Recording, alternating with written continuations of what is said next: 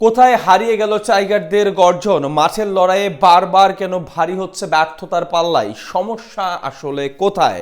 এবার টাইগারদের ধারাবাহিক ব্যর্থতার মূল সমস্যা জানালেন খালেদ মাসুদ পাইলট। শুধু সমস্যাটাই নয়, উত্তরণের পথটাও বাতলে দিলেন টাইগারদের সাবেক অধিনায়ক।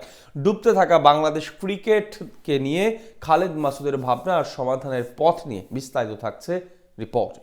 স্বপ্নের উচ্চাকাঙ্ক্ষা নিয়ে দেখতে বসা মহোৎসবে বুক ভাঙা হতাশার নামে যেন বাংলাদেশ ম্যাচ। কারণ ম্যাচ শুরু হওয়ার পর একে একেই গুড়িয়ে যেতে থাকে টাইগারদের সব আশা ভরসা। শেষমেশ মাঠ ছাড়তে হয় পরাজয়ের ব্যর্থ গ্লানি নিয়ে। কোথায় হারিয়ে গেল বাংলাদেশ ম্যাচের উন্মাদনা? কেন ব্যর্থতার পাল্লায় ভারী হচ্ছে টাইগারদের? আইসিসির সবশেষ কয়েকটি ইভেন্ট খুঁটিয়ে দেখলে মিলবে সব প্রশ্নের উত্তর। আইসিসির বড় দলগুলোর বিপক্ষে ওয়ানডে ক্রিকেটের সব সমীকরণ যেন একই সুতোয় গাঁথা।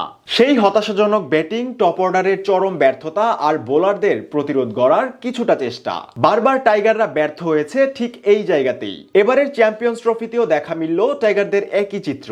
গেলদিন নিউজিল্যান্ডের বিপক্ষে হেরে সেমিফাইনাল স্বপ্নের কফিনে শেষ পেরেকটা ঠুকেছে বাংলাদেশ। বাঁচা মরার লড়াইয়ে টপ অর্ডারের ধারাবাহিক ব্যর্থতার পালে আরো একবার হাওয়া দিল টিম টাইগার্স। স্কোরবোর্ডে 100 রান তুলতেই বাংলাদেশ হারায় টপ অর্ডারের 5-5টি উইকেট। পরে কিছুটা হাল ধরতে চেয়েছিলেন অধিনায়ক শান্ত, তবে ওয়ানডে ক্রিকেটের টেস্ট মেজাজের 77 রানে ভর করেও 250 কোটা পূরণ করতে পারেনি টিম টাইগার্স। দুই অভিজ্ঞ ক্রিকেটার মুশফিক মাহমুদুল্লাহ দেখিয়েছে চরম ব্যর্থতা।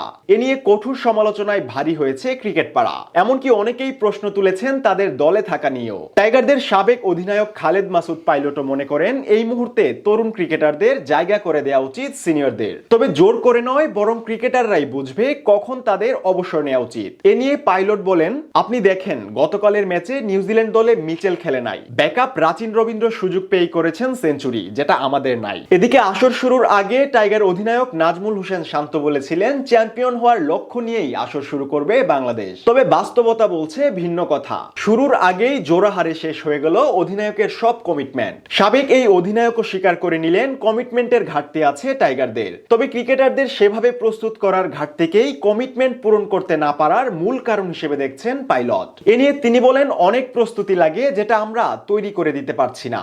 ভালো জিনিস না দিলে কি ভালো রান্না হবে বলেন? শুধু সমস্যাই তুলে ধরেননি সাবেক এই কাপ্তান, বরং বাতলে দিলেন কঠিন এই সমস্যা থেকে উত্তরণের পথও। এ নিয়ে খালেদ বলেন, আমাদের অবকাঠামোগত উন্নয়ন করতে হবে। ক্রিকেট বোর্ডের যারা 10-15 বছর ছিলেন তারা অনেক সময় পেয়েছিলেন উন্নয়ন করতে, তবে সেটা পারেননি। সর্বশেষ 6 মাসেও যেটা হওয়ার কথা ছিল সেটাও হয়নি এখনো। আগে জেলাতে যে লিগগুলো হতো সেগুলোও হচ্ছে না। সম্প্রতি বোর্ড সভাপতির সঙ্গে আলোচনায় যুক্ত হয়েছিলেন সাবেক অধিনায়করা। সেই মিটিংয়েও জেলা লীগ শুরু করার প্রস্তাবনা জানিয়েছিলেন তিনি। পাশাপাশি তুলে ধরেন স্কুল ক্রিকেটের প্রতি বিশেষ গুরুত্ব দেওয়ার বিষয়টি। সাবেক এই অধিনায়কের মতে দলের তারকা ক্রিকেটারদের নিয়ে বড় আকারে ক্যাম্পেইন করলেও বেরিয়ে আসতে পারে নতুন ক্রিকেটার। তোমরা রেডি হও, তোমাদেরকে ন্যাশনাল টিমে দেখতে চাই। তারকা ক্রিকেটারদের এমন অনুপ্রেরণা স্কুল পর্যায়ের ক্রিকেটকে গতিশীল করবে, পাশাপাশি জাতীয় দলের জন্য তৈরি করবে হাজারো অপশন। এমনটাই মনে করেন সাবেক অধিনায়ক খালেদ মাসুদ পাইলট।